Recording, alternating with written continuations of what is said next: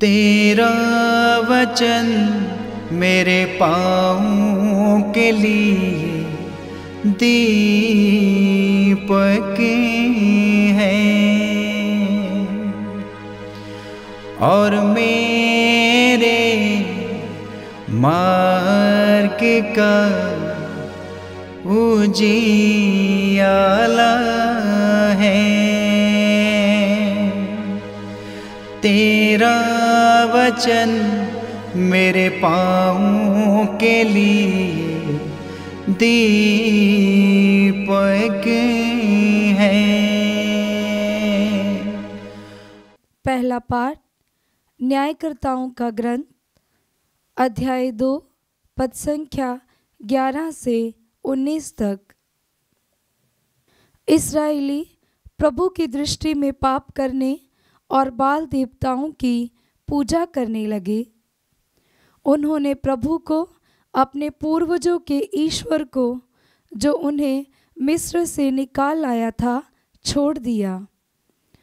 वे अपने आसपास रहने वाले लोगों के देवताओं के अनुयायी बनकर उनकी पूजा करने लगे।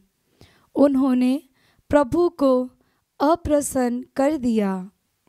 वे प्रभु को छोड़कर बाल और अश्तारता देवियों की पूजा करने लगे।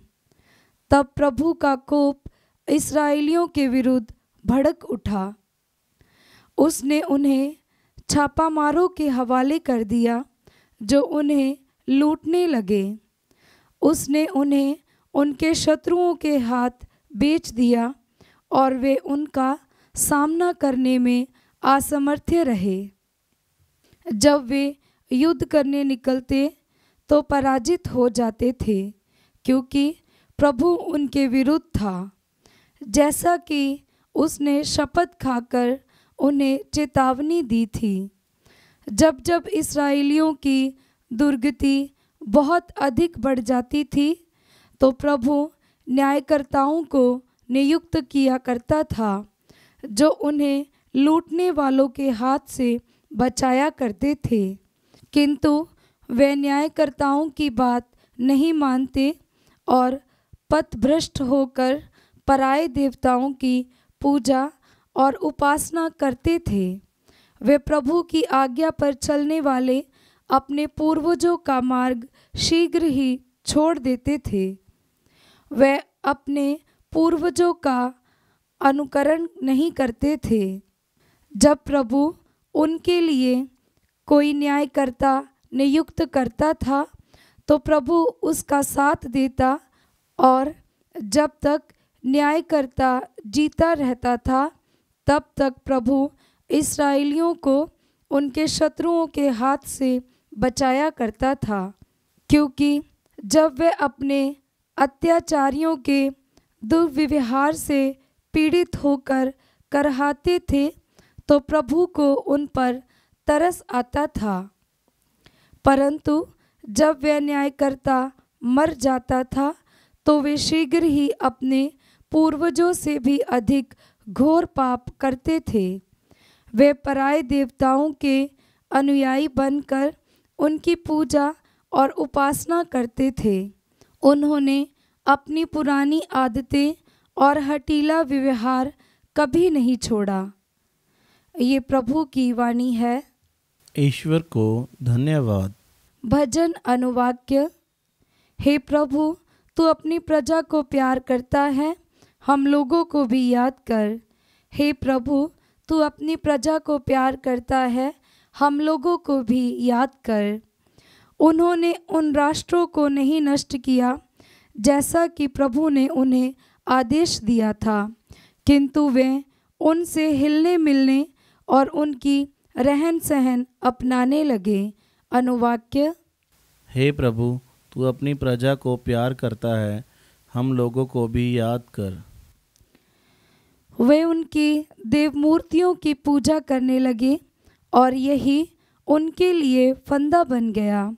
वे उन देवताओं के आदर में अपने पुत्र पुत्रियों को बलि चढ़ाने लगे। अनुवाक्य। हे प्रभु, तू अपनी प्रजा को प्यार करता है, हम लोगों को भी याद कर। इस प्रकार वे दूषित हो गए। उन्होंने प्रभु के साथ विश्वासघात किया। प्रभु का कोप भड़क उठा।